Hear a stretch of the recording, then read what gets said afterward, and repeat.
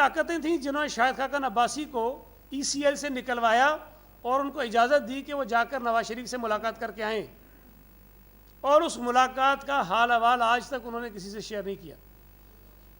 वैसे सारी बातें खुल के करते हैं, लेकिन ये नहीं बताया कि नवाज शरीफ से मुलाकात हुई थी, उसमें क्या क्या कहा था उन्होंने, और किसने का हाल अहवाल आज तक उन्होंने किसी से शेयर नहीं किया। वैसे सारी बातें खुल के करते हैं, लेकिन ये नहीं बताया कि नवाज शरीफ से मुलाकात हुई थी, उसमें क्या क्या कहा था उन्होंने, और किसने का हाल अहवाल आज तक उन्होंने किसी से शेयर नहीं किया। वैसे सारी बातें खुल के करते हैं, लेकिन ये नहीं बताया कि नवाज शरीफ से मुलाकात हुई थी, उसमें क्या क्या कहा था उन्होंने, और किसने का हाल अहवाल आज तक उन्होंने किसी से शेयर नहीं किया। वैसे सारी बातें खुल के करते हैं, लेकिन ये नहीं बताया कि नवाज शरीफ से मुलाकात हुई थी, उसमें क्या क्या कहा था उन्होंने, और किसने का हाल अहवाल आज तक उन्होंने किसी से शेयर नहीं किया। वैसे सारी बातें खुल के करते हैं, लेकिन ये नहीं बताया कि नवाज शरीफ से मुलाकात हुई थी, उसमें क्या क्या कहा था उन्होंने, और किसने का हाल अहवाल आज तक उन्होंने किसी से शेयर नहीं किया। वैसे सारी बातें खुल के करते हैं, लेकिन ये नहीं बताया कि नवाज शरीफ से मुलाकात हुई थी, उसमें क्या क्या कहा था उन्होंने, और किसने का हाल अहवाल आज तक उन्होंने किसी से शेयर नहीं किया। वैसे सारी बातें खुल के करते हैं, लेकिन ये नहीं बताया कि नवाज शरीफ से मुलाकात हुई थी, उसमें क्या क्या कहा था उन्होंने, और किसने का हाल अहवाल आज तक उन्होंने किसी से शेयर नहीं किया। वैसे सारी बातें खुल के करते हैं, लेकिन ये नहीं बताया कि नवाज शरीफ से मुलाकात हुई थी, उसमें क्या क्या कहा था उन्होंने, और किसने का हाल अहवाल आज तक उन्होंने किसी से शेयर नहीं किया। वैसे सारी बातें खुल के करते हैं, लेकिन ये नहीं बताया कि नवाज शरीफ से मुलाकात हुई थी, उसमें क्या क्या कहा था उन्होंने, और किसने का हाल अहवाल आज तक उन्होंने किसी से शेयर नहीं किया। वैसे सारी बातें खुल के करते हैं, लेकिन ये नहीं बताया कि नवाज शरीफ से मुलाकात हुई थी, उसमें क्या क्या कहा था उन्होंने, और किसने का हाल अहवाल आज तक उन्होंने किसी से शेयर नहीं किया। इन केसेस के अलावा वैसे सारी बातें खुल के करते हैं, लेकिन ये नहीं बताया कि नवाज शरीफ से मुलाकात हुई थी, उसमें क्या क्या कहा था उन्होने, जिस सूबे में, जिस शहर में मुबैना जुर्म हुआ हो, उसका ट्रायल किसी और से नहीं हुआ। मुझे एक मिसाल बता दीजिए, जिस शहर में मुबैना जुर्म हुआ हो, उसका ट्रायल किसी और से नहीं हुआ। इसी तरह हरियाणा के शहर में उनका ट्रायल इस्लामाबाद में हो रहा है, दिल्ली में हो रहा है, क्वेश्चन नहीं हो रहा। हम अगर ये कहें कि जी उनके केसेस को, उनका ट्रायल इस्लामाबाद सिंध में लेकर आ जाओ, ट्रायल नहीं होना चाहिए, क्वेश्चन नहीं हो रहा। हम अगर ये कहें डील है कि जी उनके केसेस है, उनका ट्रायल इस्लामाबाद सिंध में लेकर आ जाओ, ट्रायल नहीं होना चाहिए, क्वेश्चन नहीं हो रहा। हम अगर ये कहें शिक्षा डील है कि जी उनके केस जमानत का केस अदालत में लगता है, और हर मरतबा शिक्षा डील है, ये है हमारी डील। यूसुफ रजा गिलानी अदालत में लगता है, सेनेट के चेयरमैन का इलेक्शन जीत जाता है और हरवा दिया जाता है, ये है हमारी डील। अजीब मंतक है। बार बार इस बात को साबित करने पे तुले हुए हैं कि पीपल्स पार्टी ने डील कर ली। इमरान को हटाना आप नहीं चाहते, खुद कहा कि हम चाहते हैं कि 5 साल पूरे करें, खुद कहा ना। बोझदार को गिराना आप नहीं चाहते, डील हमारी है। इस इलेक्शन में जो कुछ हुआ है, ये सिवाय नून लीग की मिसमैनेजमेंट और हद से ज्यादा खुद एतमादी उनकी शिकस्त का सबब बनी है। जो लोग हलके में मौजूद थे, आप तमाम दोस्त जो मीडिया के दोस्त यहां मौजूद हैं, ये एक ज़िमनी इलेक्शन था पूरे शहर का। पूरा मीडिया उस हलके में घूमता रहा है, फिरता रहा है, एक एक चीज को आप देखते रहे हैं, एक एक चीज को आपने देखा है, एक एक चीज को। मुझे बताइए कि एक वाकया आपने कोई वहां देखा हो, रिपोर्ट किया हो कि जिससे धांधली आपके सामने आई हो, जाली वोट पड़ रहे हो, पोलिंग एजेंट्स को निकाल दिया गया हो, वोटर्स को वोट डालने न दिया गया हो। इलेक्शन के दिन अगर शिकायत हैं किसी की तो हमारी हैं। हमने शिकायत की है मुख्तलिफ मौक़ों पर इलेक्शन कमीशन को। हमने बताया कि जी एक बंदा गया, उसका वोट डल चुका था। हमने बताया कि जी हमारे एजेंट को रेंजर्स ने दरवाजे पर रोक के उसकी वीडियो बनाई और पूरे चैनल्स पे चलवाई कि जी एजेंट पैसे लेके जा रहा है अंदर। अगर कोई इलेक्शन लड़ता हो तो उसे पता होना चाहिए कि हमेशा पोलिंग एजेंट को कुछ थोड़े से पैसे दिए जाते हैं, इसलिए कि वोटिंग के मरहले में जब वो किसी वोट को चैलेंज करता है तो उसकी इलेक्शन कमीशन ने फीस रखी हुई है। तो जब वो वोट चैलेंज करेगा तो वो उसकी फीस देगा। मुझे नहीं पता अब कितनी है, पहले 5-10 रुपये होती थी, शायद 50 रुपये 100 रुपये होगी, मुझे नहीं पता कितनी है, लेकिन कोई फीस है। हमने अपने हर एजेंट को, ये जो एक लिफाफा दिखा रहे थे, ये हमारे जो 800 एजेंट थे, उन 800 एजेंट्स की फाइल में ये लिफाफे मौजूद थे। और कोई लाखों रुपए नहीं थे, हजारों रुपए नहीं थे, 100 के नोट थे, कुछ 100 रुपए थे, मुझे नहीं पता 200 होंगे, 300 होंगे, 400 होंगे, 500 होंगे। ये पैसे हमने एजेंट्स को दिए, जिसने वो पैसे धांधली के लिए इस्तेमाल किए हैं। ये एक वीडियो बना के और फिर पता नहीं पूरी नून लीग इस पे चल पड़ी कि जी ये चला रहे हैं, ये धांधली हमने की है। वोटिंग शुरू होने से लेकर वोटिंग खत्म होने तक एक शिकायत बता दें नून लीग की, एक शिकायत बता दें किसी और जमात की जिसने कहा कि धांधली हो रही है। वोटिंग का मरहला खत्म होने से लेकर गिनती का मरहला मुकम्मल होने तक जो पोलिंग स्टेशन में हुआ है, कोई एक शिकायत बता दें कि जिसमें ये कहें कि जी यहां पर वो काउंटिंग के दौरान धांधली हुई है। कोई एक चीज तो बता दें। इन्होंने एक चीज सामने नहीं बताई। जब तक टीवी पर जो नतीजा आता रहा, जिसमें मिफ्ता साहब मुबैना तौर पर आगे थे, तब तक कोई शिकायत नहीं थी, कोई शिकायत नहीं थी। सवाल तो हमारा बनता है कि इलेक्शन के मरहले को खत्म होने के बाद चलें जी, गिनती भी हुई, हमारे पास भी नताइज पूरे नहीं थे, उनके पास भी नहीं होंगे, इलेक्शन कमीशन में जा रहे थे। इन्होंने ये 8-9 बजे जीत का जश्न किस बुनियाद पर मनाया था? कौन सा रिजल्ट इनके हाथ में था? इलेक्शन कमीशन ने इनको दिया था, इनके पोलिंग एजेंट्स ने फॉर्म 45 इनको दिए थे। कौन सी ऐसी चीज थी जिस पर मिफ्ता साहब जश्न मना रहे थे कि मैं जीत गया हूं? सवाल तो उनसे पूछा जाना चाहिए। हमने तो जश्न नहीं मनाया। हम तो जब तक सारे वोट अपने इकट्ठे कर रहे थे उस वक्त भी जश्न नहीं मनाया। सवाल ये पैदा हो रहा था, वो बार बार शोर उठा, सईद गनी कैसे जो है वो इलेक्शन कमीशन से आगे बता रहा है।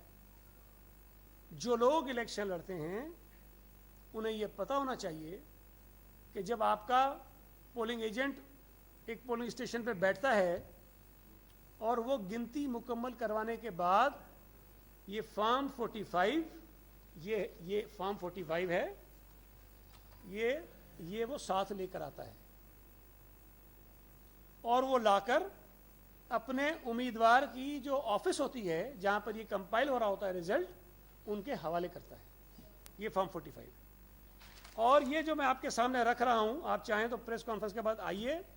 276 276 पोलिंग स्टेशन, 276 फॉर्म 45 हमारे पास है। मैं जितने नतीजे ट्विटर पर डाल रहा था उसमें मैं लिख रहा था कि ये फॉर्म 45 के मुताबिक हैं।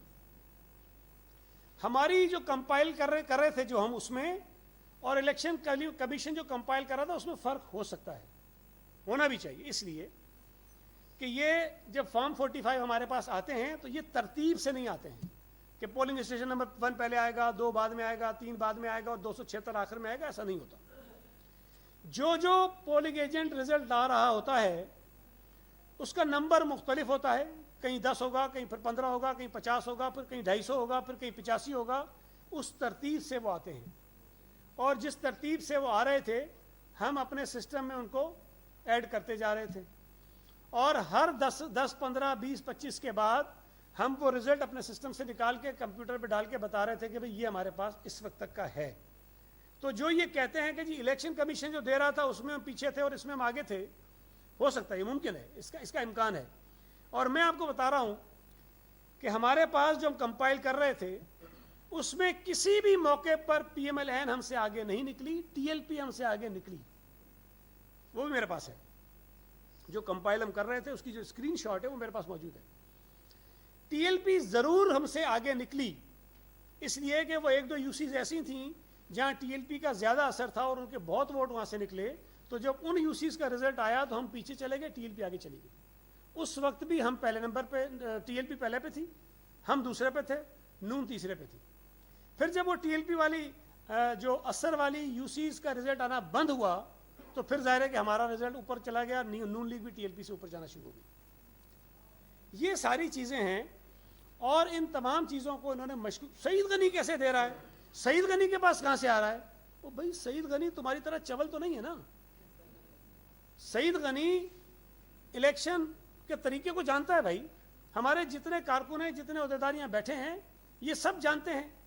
फिर एक तस्वीर चला दी गई कि देखो जी ये फॉर्म 45 को गड़बड़ कर रहा है। ओ खुदा के बदो, वो तस्वीर हमारे लोगों ने चलाई है सोशल मीडिया पे, वो तस्वीर हमारे लोगों ने बनाई है। खुला कमरा था, खुला कमरा, ये लियाकत अख्तानी में बैठा था, 20 आदमी और बैठे थे, उसमें पता नहीं कितने लोग खड़े थे, आ रहे थे, जा रहे थे। उन्होंने तस्वीर बनाई मेरी, तारीफ की मेरी कि भाई वजीर है, ज़मीन पे बैठा है, वर्करों के साथ काम कर रहा है। उसको ये साहब इतने होशियार हैं। और एक मुझे नाम नहीं लेना चाहता हूँ, चैनल वाले ने भेजा कि हमारे साफ़ी ने अपने ज़राए से ये तस्वीर निकाली हैं और ये आपका इसके क्या कहना है। तो मैंने वो अपनी सारी स्क्रीनशॉट जो हमारे लोगों ने ट्वीट की हुई थी, फेसबुक पे डाली हुई थी, उनको भेजी कि अपने साफ़ी को ये ज़राए भेज दो, उसके ये ज़राए हैं कि तस्वीरें हमारे लोगों ने दी हैं और आप बता रहे हो उस पर नूली वाले दायरे लगा रहे हैं। और बाबा ये सारे थे, जब मैंने जाना था आरओ ऑफिस में, जब ये कंप्लीट हो गए, मैं लेके जा रहा था, तो उन्होंने कहा कि इनको सीक्वेंस में रखो। जो तस्वीर आई है उसमें तो मैंने हाथ नहीं लगाया, बाद में तो मैं हाथ भी लगा रहा था इनको, और मैं खुद बैठ के तरतीब से रख रहा था इन सबको। ये काम किया हमने। उस पर भी कोई बहुत बड़ा अचीवमेंट उन्होंने कर लिया कि जी वीडियो निकाल के ले गया, तस्वीर निकाल के ले गया। तो मैं सिर्फ ये गुजारिश करना चाहता हूँ इनसे कि आपकी तैयारी नहीं थी, आप ओवर कॉन्फिडेंट थे। आप ये समझ रहे थे कि हम इंतखाब, बस अब पोल्स आ गए, हम जीत गए, चैनल्स कह रहे हैं कि मिफ्ता जीत रहा है, बस हम जीत गए। तो भाई इस खुशफहमी का तो मेरे पास कोई इलाज नहीं है। आप अगर इससे अपने आप को जीता हुआ तस्वुर कर रहे थे, कम से कम मैं या हमारी पार्टी के दोस्त या हमारा कैंडिडेट या हमारे वर्कर्स इनसे मुतासिर नहीं हो रहे थे। हमें पता था कि हम जीतेंगे, हमारी तैयारी थी। हमने वहाँ PMLN के बेशुमार लोगों को पीपल्स पार्टी में शामिल करवाया, हमने PTI के बेशुमार लोगों को पार्टी में शामिल करवाया। ANP जो इनकी सपोर्ट कर रही थी, उनके कारकुन, उनके अहदेदार खुल के हमारा काम कर रहे थे। JUI जिन्होंने इनकी सपोर्ट की, उनके बेइंतहा कारकुनान हमारे साथ खुल के काम कर रहे थे। तो भाई इनकी जो नीचे चीज़ें थी वो ठीक नहीं थी। हमने हर UC, हर वार्ड, हर पोलिंग स्टेशन पर कमेटी बनाई थी। 276 कमेटीज हमारी थी पोलिंग स्टेशन की बुनियादों पर। हर UC की बुनियाद पर कमेटी थी, हर वार्ड की बुनियाद पर कमेटी थी। हमने हर कम्युनिटी को अप्रोच किया है, हम हर कम्युनिटी के पास गए हैं, हम हर आदमी के पास गए हैं जिसका असर और रसूख उस इलाके में है। हमने काम किया है। हम इलेक्शन को इलेक्शन समझ के लड़े हैं। और मेरी अपनी जो दोस्तों की टीम थी, हम जो वर्किंग करते थे, उसके मुताबिक हमारे वोट 25 से 30 हज़ार के दरमियान होने चाहिए थे, जो हमारा टारगेट था। 25 से 30 हज़ार वोटों के दरमियान। जो टर्नआउट कम हुआ उसकी वजह से जाहिर हम भी 16 पे आ गए, 16,000 से कुछ छुपाने चले गए, लेकिन टारगेट हमारा 25-30 हज़ार था। तो हमने ये काम किया। एक और दिलचस्प बात कि इन्होंने वो जो शाम को कर रहे थे, उन्होंने कहा जी अभी वो ट्वीट किया है किसी ने कि पोलिंग स्टेशन नंबर 261 और 260 के जो प्रिजाइडिंग ऑफिसर हैं उन्होंने किसी को रिजल्ट नहीं दिया और कहीं चले गए। कराची में जहाँ ये साहिबान इलेक्शन लड़ रहे थे उनको नहीं पता चला, इनके जो पोलिंग एजेंट थे उनको नहीं पता चला। इस्लामाबाद में एक साहब ने ट्वीट किया, उस ट्वीट के बाद इनको पता चला कि 2 प्रिजाइडिंग ऑफिसर गायब हो गए और उन्होंने किसी को रिजल्ट नहीं दिया है। ये हाल है कैंडिडेट का। जब ये उन्होंने कहा, मैंने उस वक्त भी मीडिया के कई दोस्तों को पोलिंग स्टेशन नंबर 261 का जो फॉर्म 45 हमारे पास था वो भेजा कि भाई हमारे पास है। और 260 का जो था, उस प्रिजाइडिंग ऑफिसर ने ये किया कि उसने किसी को कॉपी नहीं दी, उसने बाहर दीवार के ऊपर फॉर्म 45 लगा दिया और ये कहा कि जी इसकी तस्वीरें बना लो।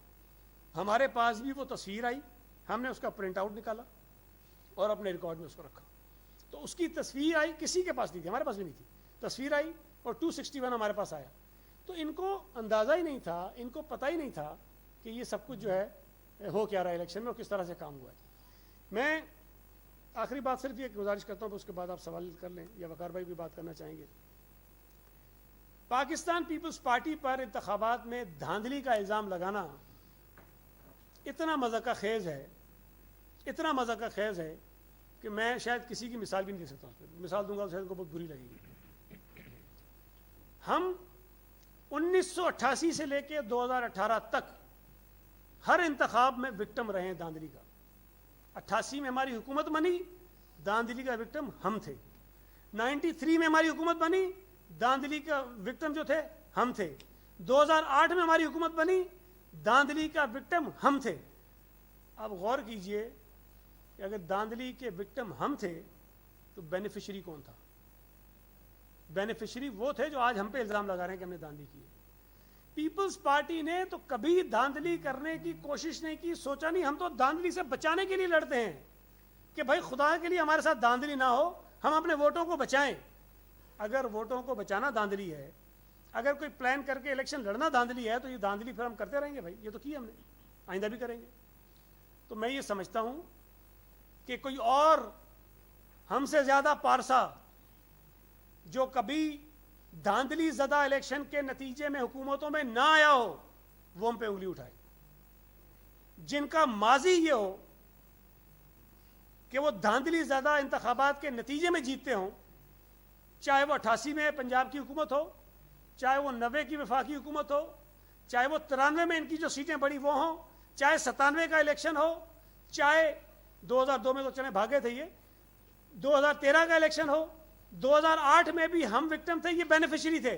पीपल्स पार्टी की सीटें पंजाब में इनको दी गई, मुशर्रफ ने इनको दी ताकि ये हम दोनों लड़े आपस में, जो मुस्लिम लीग और पीपल्स पार्टी। हमने उस वक्त भी दरगुजर की, हमने उस वक्त भी बड़े दिल का मुजाहरा किया कि चलें ठीक है, हम आगे बढ़ते हैं और सिलसिले को आगे बढ़ाते हैं, निज़ाम को चलना चाहिए। हमने बर्दाश्त किया। भाई कोई एक मौका तो मुझे बताओ ना कि आपने धांधली के सामने लड़ते हुए हुकूमत बनाई हो। एक मौका मुझे बताओ, कभी नहीं हुआ। तो कम से कम हम पे इल्ज़ाम ना लगाएं। आप आसिफ अली ज़रदारी पे इल्ज़ाम लगाते हैं कि जी वो डील कर रहे हैं इसलिए के केसेस हैं। मेरे भाई, पाकिस्तान पीपल्स पार्टी ने जान की कुर्बानियां दी हैं इस लड़ाई में, जमहूरी लड़ाई में, जमहूरियत की लड़ाई में। शहीद जुल्फ़िकार अली भुट्टो भी मुल्क से बाहर जा सकता था, मोहतरमा बेनज़ीर भुट्टो भी मुल्क से बाहर बैठ सकती थी जान बचाने के लिए। सबको अपनी जान अजीज़ है, उनके बच्चों को भी अपने वालिदैन की जान का ख्याल रखना चाहिए। मुझे इस पर गिला नहीं है, बिल्कुल ख्याल करना चाहिए, लेकिन फिर दावे नहीं करने चाहिए, दावे नहीं करने चाहिए। शहीद जुल्फ़िकार अली भुट्टो ने जान दी, शहीद मोहतरमा बेनज़ीर भुट्टो ने जान दी, आसिफ अली ज़रदारी जेलों में बैठा रहा, मुल्क से बाहर नहीं गया। तो हम पे कम से कम ये इल्ज़ाम ना लगाएं कि हम अपनी मुश्किलात से डर कर, हम अपनी आसानियों के लिए, हम जेल के खौफ से, हम जान के खौफ से, हम कोई और चीज़ों के लिए कोई ऐसी डील करेंगे जिससे आपको ये मौका मिले कि आप कहें कि जी हम भी सिलेक्टर्स बन गए। तो जो सिलेक्टर्स बने, जो वक्ती तौर पे खामोश हुए, जिन्होंने मुल्क से बाहर जाने के फ़ायदे लिए, जिनको रिलीफ मिले, वो कम से कम हम पे इल्ज़ाम ना लगाएं। मैं सिर्फ एक गुजारिश करूँगा, एक चार्ट बनाइए कि किस किस ने डील के ज़रिए क्या क्या फ़ायदे उठाए 88 से लेके अब तक। अगर हमारे नंबर ज़्यादा हुए हम पे इल्ज़ाम लगाइएगा, लेकिन अगर आपके नंबर हमसे बहुत ज़्यादा हुए तो कम से कम हम पे इल्ज़ाम नहीं लगाइएगा। वकार भाई की बात करें, एक मिनट है, इरशाद एक सेकंड, इरशाद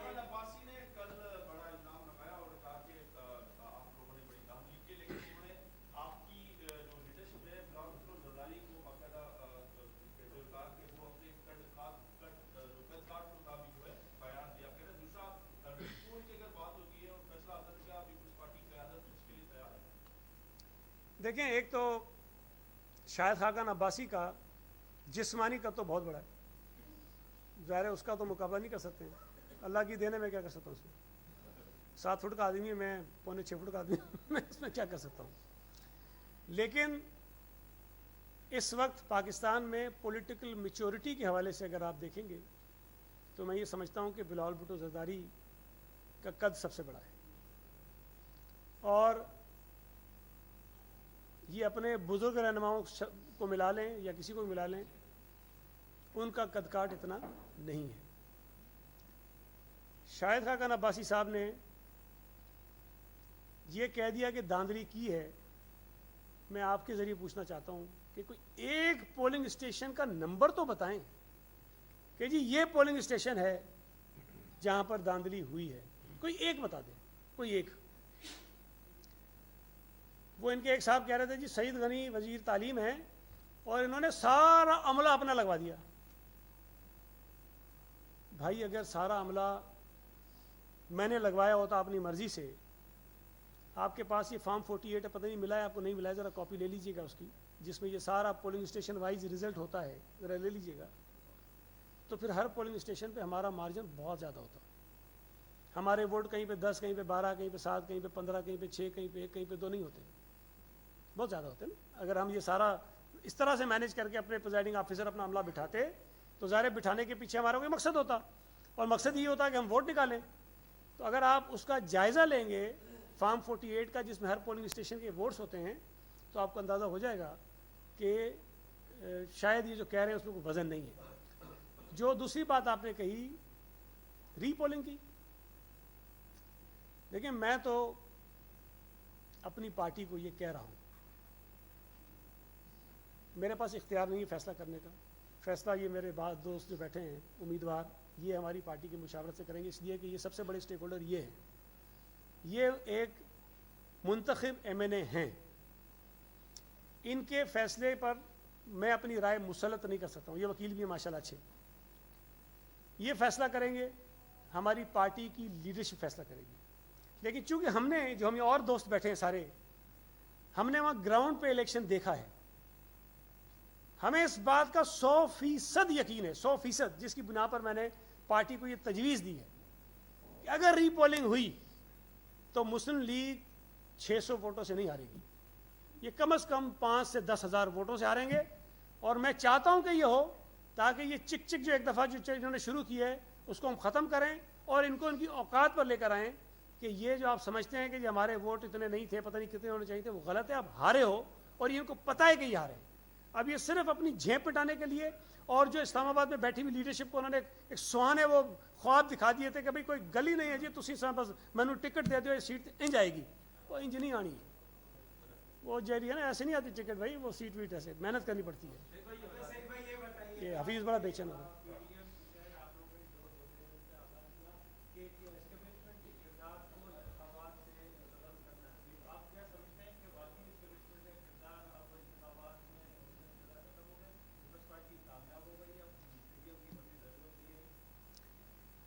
देखिए, इस एक इंतखाब की बुनियाद पे तो आप नहीं फैसला कर सकते ना।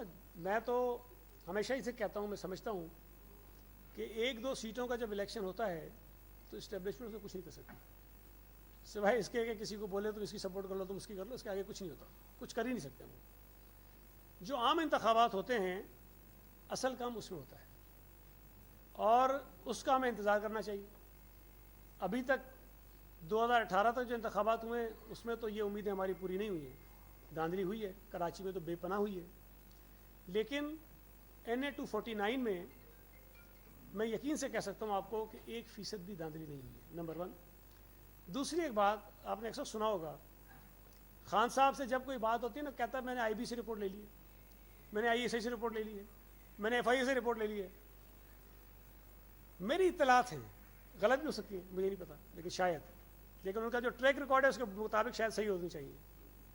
वज़ीर आज़म ने तमाम इंटेलिजेंस इदारों से ये रिपोर्ट्स ज़रूर ली हैं कि पीपल्स पार्टी कैसे जीती है, और सब ने ये बताया है कि आपकी नालायकी से जीती है। एक सेकंड, अच्छा एक खातून ने कर जी।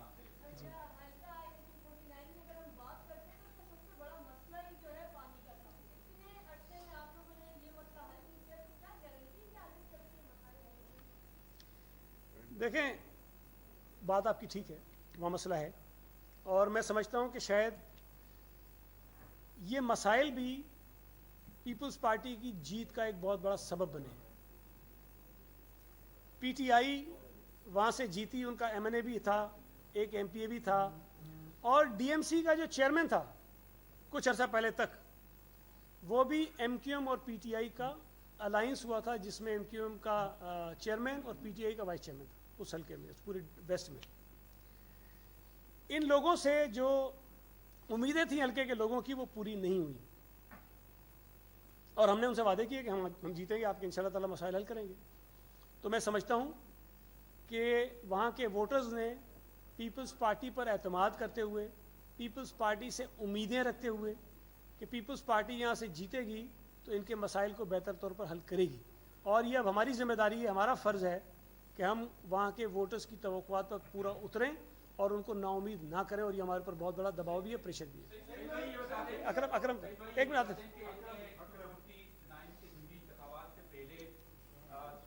पार्टी और नून लीग में सीज फायर हो गया था और ये अल्फाजों की गोलाबारी भी बंद हो गई थी, और ये बताया जा रहा था कि पीडीएम का जो नहीं के बाद इजलास होगा और पीपल्स पार्टी और एनपी भी उसमें शिरकत करेंगे। लेकिन इस जिमनी इंतखाबात में एक बार फिर जो है ना नून लीग और पीपल्स पार्टी में तलखियां बढ़ गई हैं और इसी तरह फिर अल्फाजों की गोलाबारी भी शुरू हो गई है।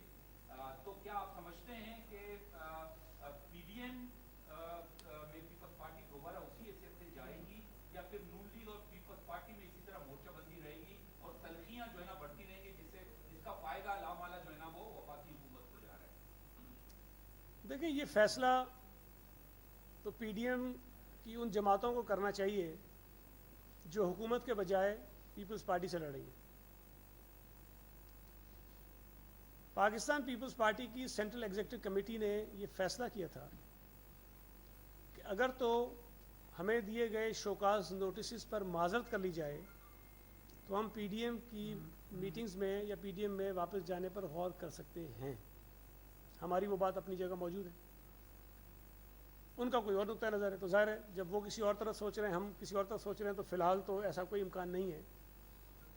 लेकिन ये बात भी गौर तलब है कि इस इलेक्शन में सबसे ज़्यादा जिस बात को सेलिब्रेट किया जाना चाहिए था वो ये थी कि पीटीआई 5वें नंबर पर आई है। जिस तरह हमने पहले जो ज़मीनी इलेक्शंस हुए उसमें इसी बात को ज़्यादा हमने कहा कि जी पीटीआई पूरे मुल्क से हारी है, बुरी तरह हारी है, इस इलेक्शन में बुरी तरह हारी है। पहले नंबर की जमात थी, 5वें नंबर पर आ गई है।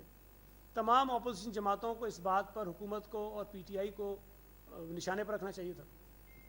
लेकिन ये जो आर्जी नज़रियाती हैं, इन्होंने बजाय पीटीआई को, बजाय वफाकी हुकूमत को तनकीद का निशाना बनाने के, इन्होंने लड़ाई जो है वो पीपल्स पार्टी से शुरू कर दी। आप शायद आरओ ऑफिस में आप लोग मौजूद थे जब ये रिज़ल्ट वहाँ मुरतब हो रहा था। आपको पता होगा कि शायद खाकान अब्बासी, ज़ुबैर साहब और मिफ्ता इस्माइल साहब कितने बजे आरओ ऑफिस आ गए थे। मेरी मालूमात के मुताबिक ये कोई 10 साढ़े 10 का टाइम होगा शायद, ये वहाँ मौजूद थे। तो जो नताइज आरओ ऑफिस में मुरतब हो रहे थे इनकी नज़रों के सामने हो रहे थे, ये वहाँ मौजूद थे।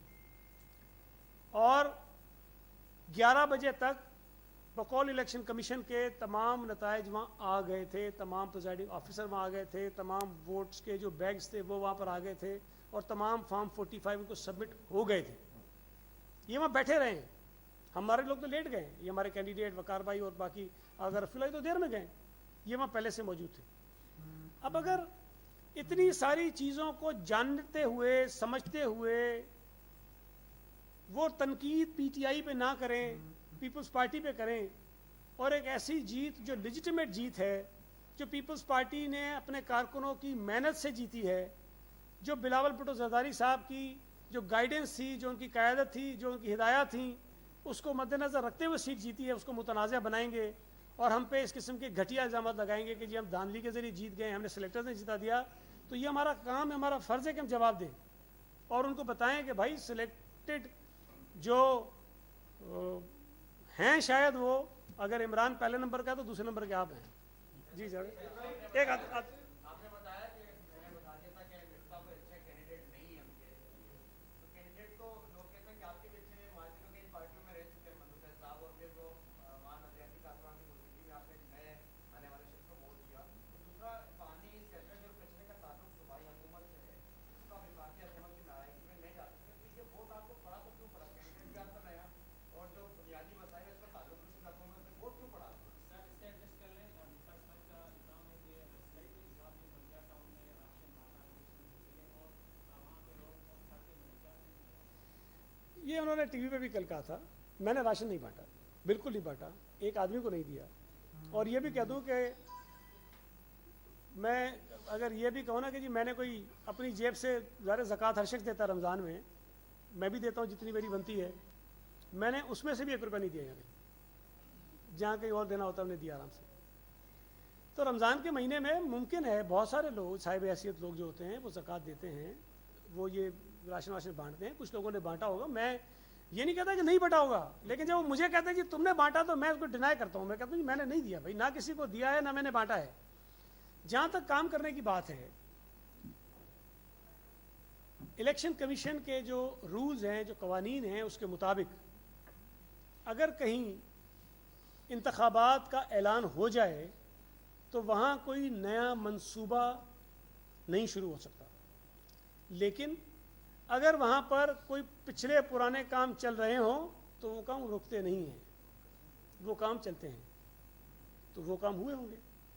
तो अगर आपने इलेक्शन से 1-2 दिन पहले तक, तो मैं सुन रहा था मिफ्ता साहब को भी, वो ये कह रहे थे कि पीपल्स पार्टी ने बहुत काम करा दिए हैं लेकिन जीतेंगे फिर भी हम। तो भाई या तो मान लो कि हमने काम कराए हम इसलिए जीते हैं या तो मतलब दोनों चीज़ें साथ तो नहीं हो सकती ना। एक सेकंड, आते काफ़ी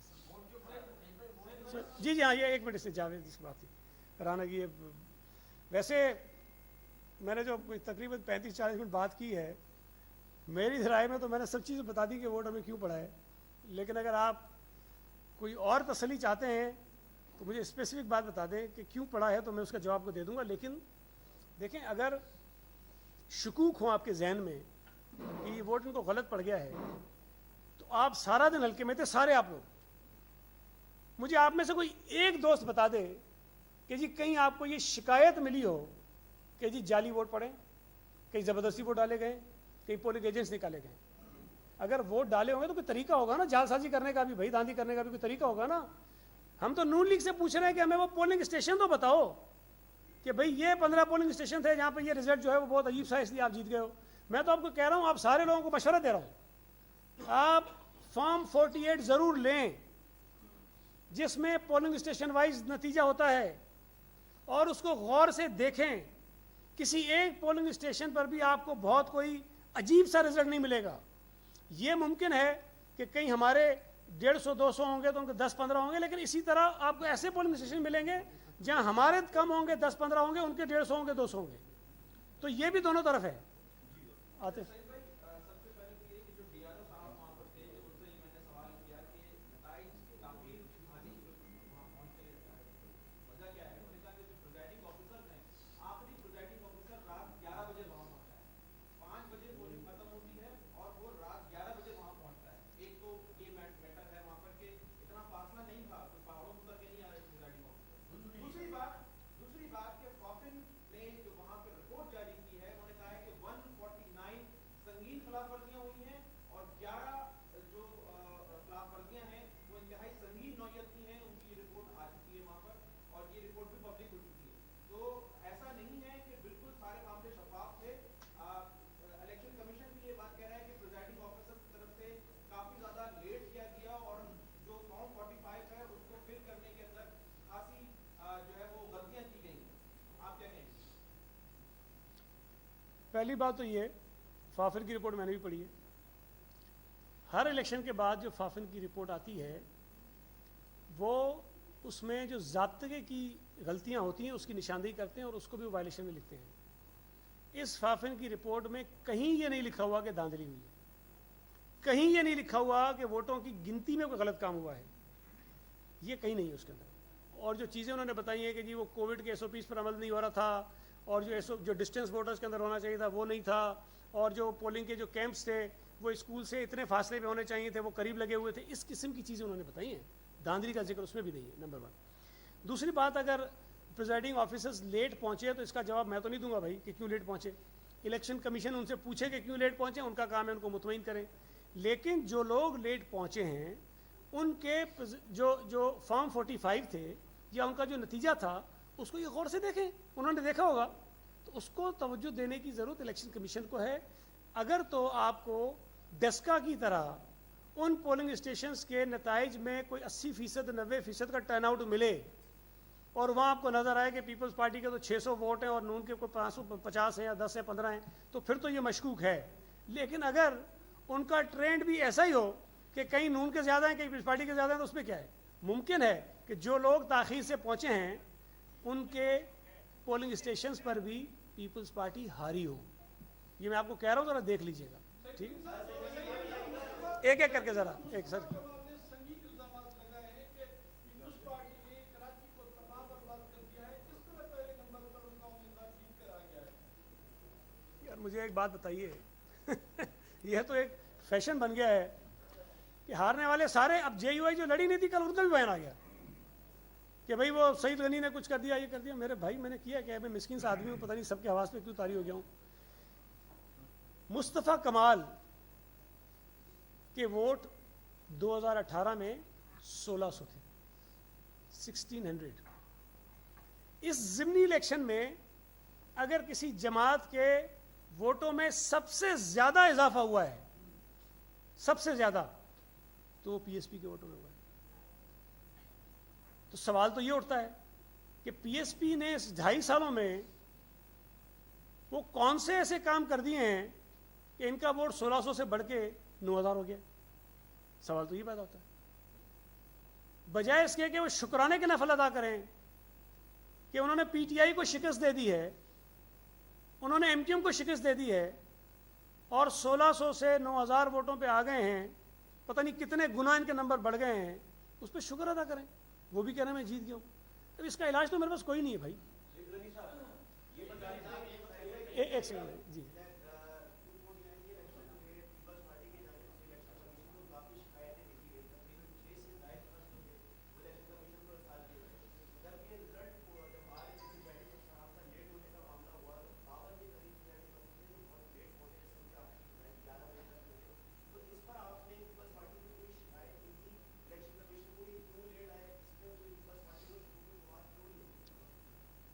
देखिए मैं आपको उसकी वजह बता दूं।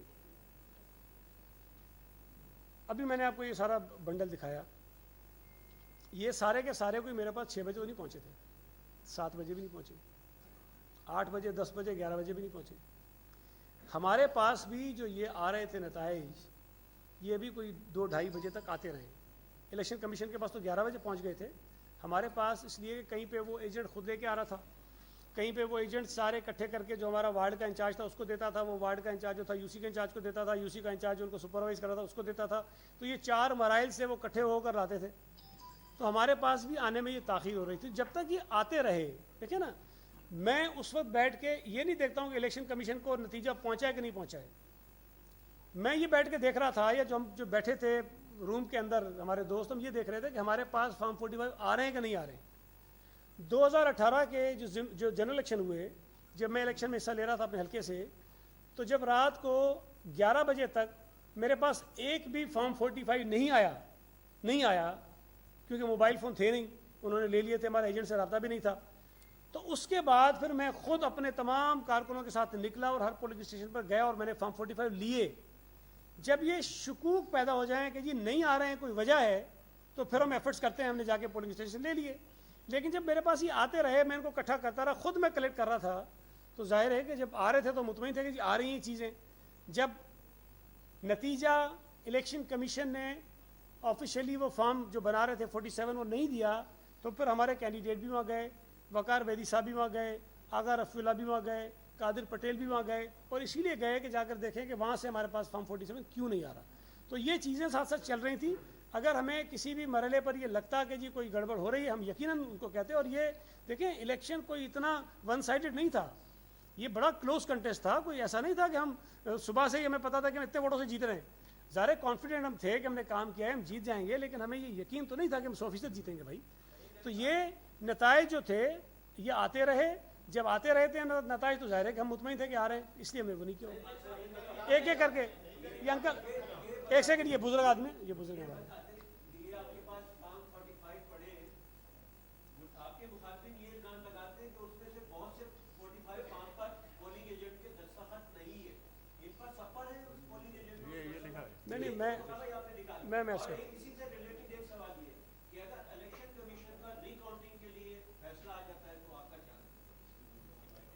देखिए, पहली मैं आपसे गुजारिश करूं कि जब इंतखाबात होते हैं उसमें छोटी छोटी गलतियां बहुत सामने आती हैं, ये नहीं होता, हर इलेक्शन में होती है, हर इलेक्शन में होती है।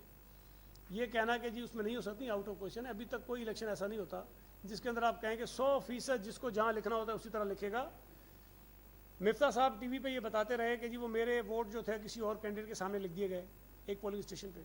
मैं आपको अभी दिखा सकता हूँ कि 2 पोलिंग स्टेशन ऐसे हैं जहाँ पर हमारे वोट किसी और के सामने लिख दिए गए, हमारे वोट। तो ये अगर वो समझते हैं जी उनके साथ जानबूझ के हमने करवाया, तो हमारे साथ किसने करवाया? तो ये जो छोटी छोटी मिस्टेक्स होती हैं, कहीं पे साइन पहले सफ़े पे होता है, कहीं पे चारों सफ़े पे करते हैं, कहीं पे आखिरी सफ़े पे कर देते हैं, कहीं पे मैं आपको दिखा दूँ, ये नज़र आपको नहीं आएगा, कहीं पे ये वोट यहाँ लिख रहे होते हैं, कहीं पे यहाँ लिख देते हैं, कहीं पे यहाँ टोटल देते हैं, कहीं पे नहीं देते हैं, आखिरी पेज पे दे देते हैं। हर प्रिजाइडिंग ऑफिसर अपने हिसाब से सारी चीज़ें करता है, लेकिन दस्तखत करना, अंगूठे का निशान लगाना, ये तकरीबन जो हमारे पास पड़े हैं उसमें तो सब पर ही हैं। हो सकता है, मैं नहीं कहता कि 276 पे होगा, हो सकता है किसी में मिसिंग हो, लेकिन अगर कहीं मिसिंग है तो फिर इलेक्शन कमीशन का काम है उसको चेक करके देख ले। अगर उसमें तसल्ली हो जाए कि ये नंबर ऑफ वोट्स ठीक हैं। और एक चीज़ और आपको बताऊँ मैं कि सिर्फ जो बैलेट पेपर्स निकलते हैं डिब्बे से उसकी काउंटिंग काफ़ी नहीं होती है। सुबह जब प्रिजाइडिंग ऑफिसर जाता है, जब वोटिंग शुरू करता है, उस वक्त भी वो जो बैलेट पेपर्स लाया होता है वो बताता है कि जी मैं इतने बैलेट पेपर्स लाया हूँ और इनके नंबर्स ये हैं बुक्स के, और एजेंट्स वो लिखते हैं।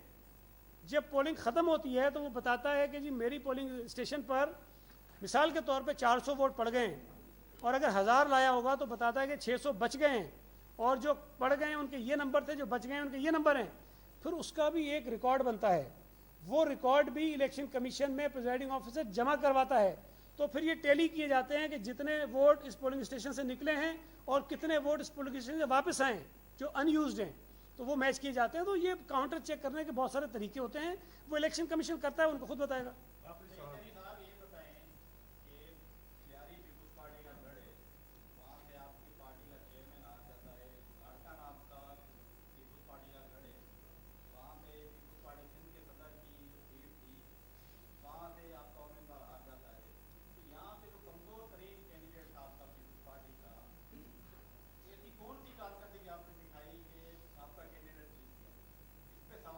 देखिए, नहीं सवाल तो सबने किया, आपने भी कर दिया।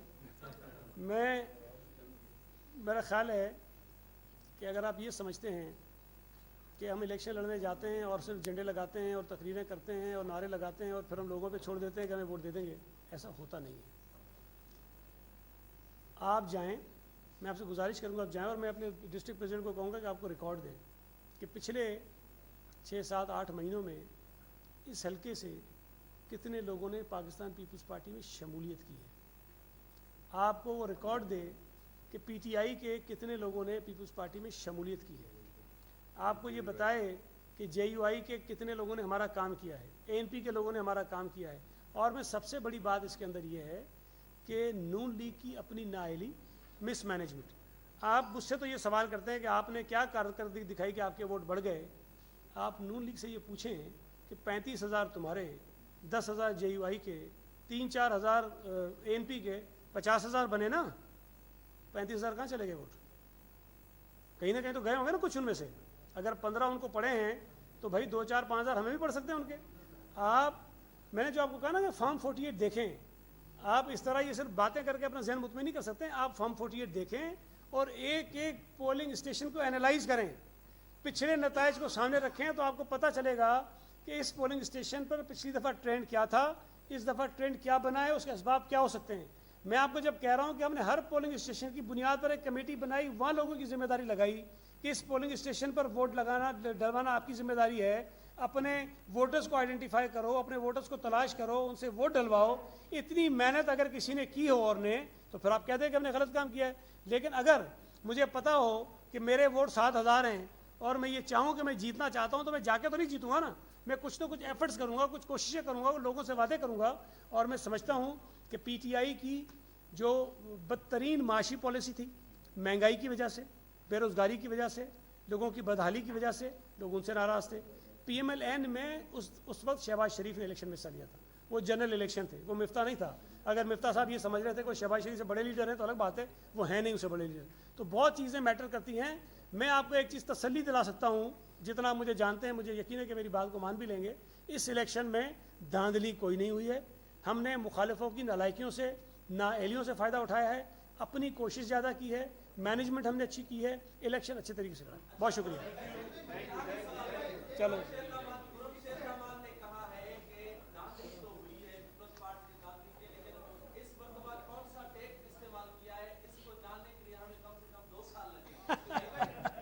देखें, ये इतने नालायक हैं, ये इतने नाअहल हैं कि माशाल्लाह जो सीटें अगर मैं कह रहा हूँ दांदी से भी किसी को मिल जाए ना तो बंदा मेंटेन करने की कोशिश करता है, और फिर अगर हारे भी तो जलील होकर नहीं हारता है। ये इतने नालायक हैं कि जहाँ 16,000 वोट लिए थे मलीर में 6,000 पे आ गए, यहाँ 35,000 से ये कोई 9-10 हज़ार पे आ गए। तो भाई ये नालायकियाँ अपनी तलाश करो, हमारी दांदी के पीछे मत जाओ।